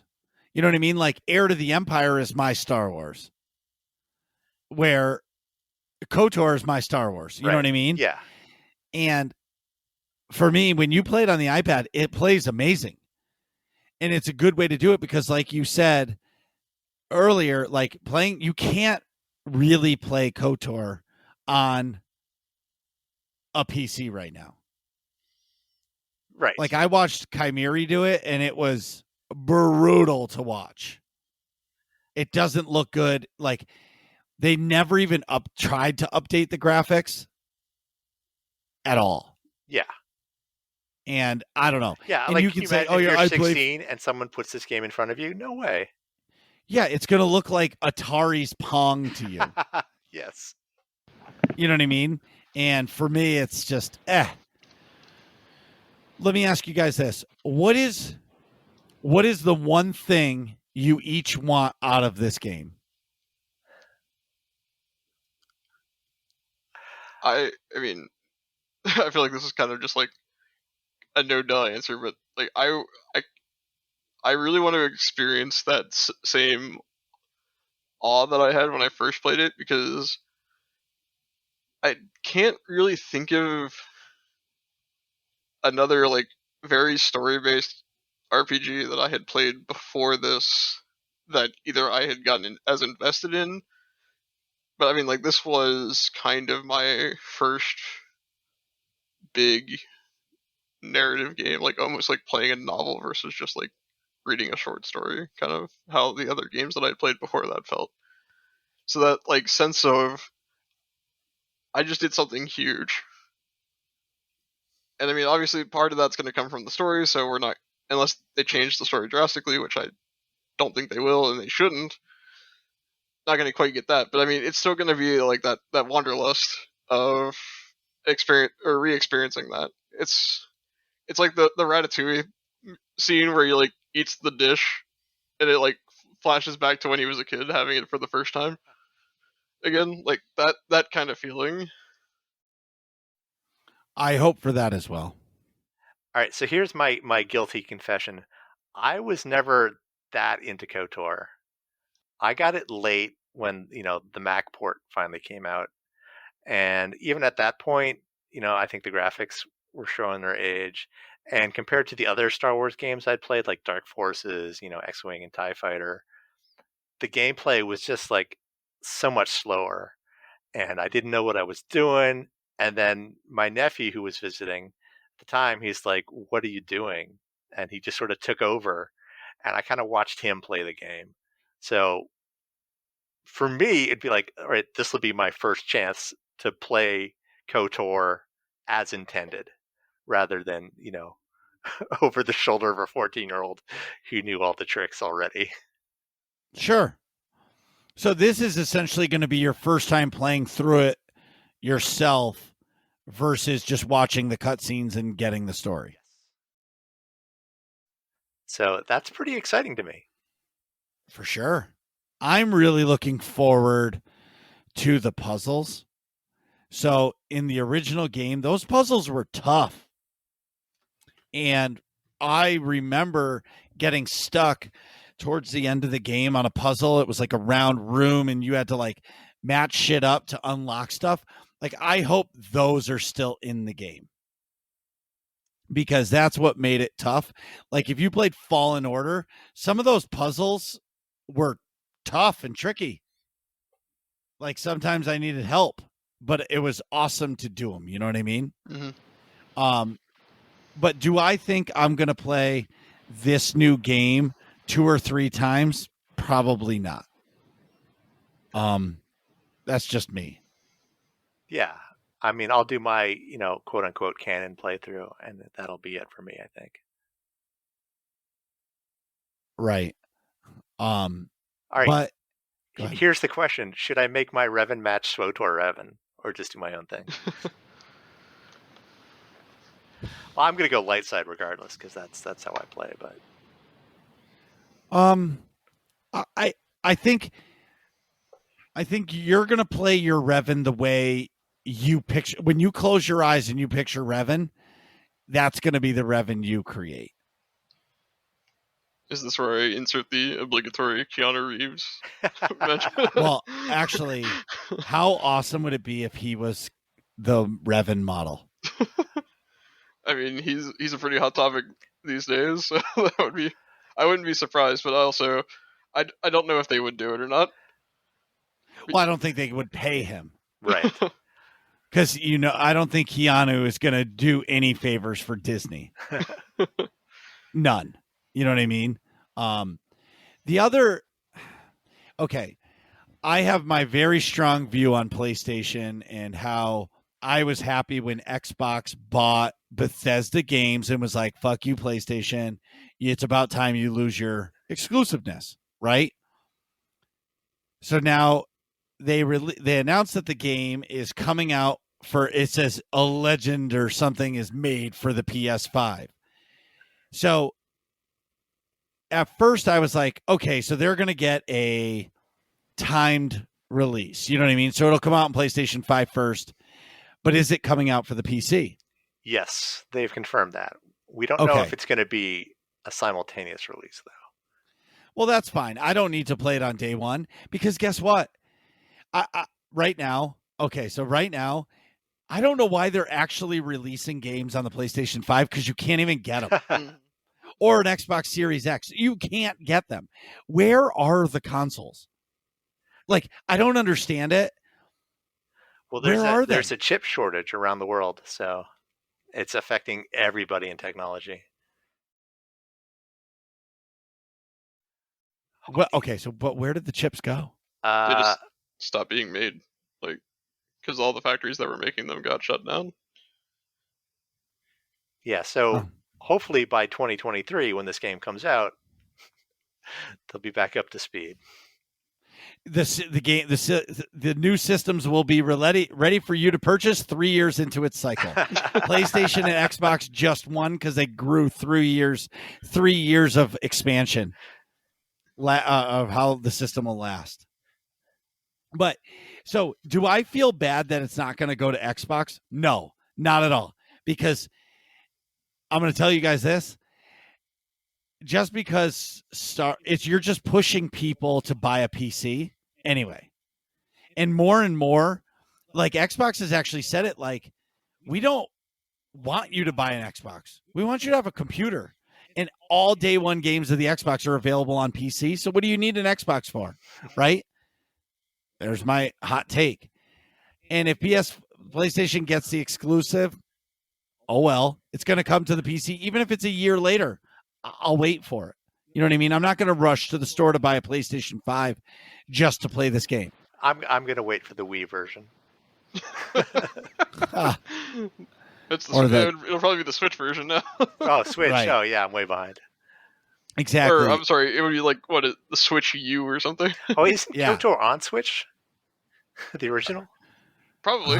Probably the same port that is on tablets. Yeah. Might be on Switch. I don't know. I don't have a console because if I did, it would consume every waking moment. It does not. It would for me.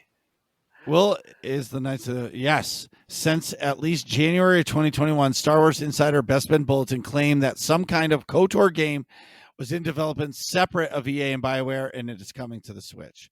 So maybe they're going to get the original KOTOR on the Switch, and the new one just goes to the new systems. Wow, okay. Maybe. But, you know, the one game that's not getting enough hype, in my opinion, is the new Lego Star Wars game that's coming out. Did you guys see that trailer? No. Although I've played some Lego Star Wars. That's just tons of fun. Well, if you go watch the trailer, the new trailer, when they pull up the galaxy map, it looks like the SWTOR galaxy map. That's how many planets you can go to. Wow. And I want to know how long this game is. Because the way it seems to me is you're doing the entire saga. This game's got to be really, really long. And even the original game had tons of collectibles, like just bucket loads of unlockable. I don't even know if I ever completed the first one. Like, right. And so in 2022, we have some serious stuff to look forward to. We're going to be, end of 2021, 2022. We got our Star Wars SWTOR stuff. 2022, we're going to have Lego, the new Lego Saga game. And then end of 2022, 2023, whenever it is, we're going to get KOTOR remake. Plus, next year, we're going to get the announcement of the Ubisoft open world game, I would imagine. And that'll be the first game that's not made with the EA license next year. Oh, okay. Right. So, and it's being designed by the developers who made The Division. So if my tinfoil hat comes out, I believe it's going to be a bounty hunter game. Yeah, And- first-person shooter type. Like, Well, or third person. It'll be, in my opinion, it'll probably be third person. okay. That I believe it's going to be like a Division clone just set in Star Wars, which I think about that a lot. Like, am I going to stop playing SWTOR to play that? No, because I don't really like playing ranged classes at all. Well, they'll get Jedi That's- in there somewhere. You gotta think, right? I don't know. They're trying. I mean, like, how awesome was that in the Dark Forces games when Kyle Katarn finally got a lightsaber? right. I haven't heard that name in a long time. That's what I mean. Like, I wish they would. It stinks that they like wiped away the legends when this started because there's so much good content and it was already fleshed out. Mhm. Like, some of the stuff was goofy and dumb, but I mean, it there's was so the much good 90s, stuff. So yeah. I mean, yeah, bring back Kyle Katarn. Absolutely. Dash Randar. No. I hate Dash Rendar. He's totally 90s. He's got the shoulder pads and doesn't Kyle have a shoulder pad too? he's Yes. got one shoulder pad. That's cool. Oh, so wait, Two. one shoulder pad is okay, but two Yeah, it's too much. is a no-go. What are you guys talking about in here? Find out next episode of Working Class Nerds.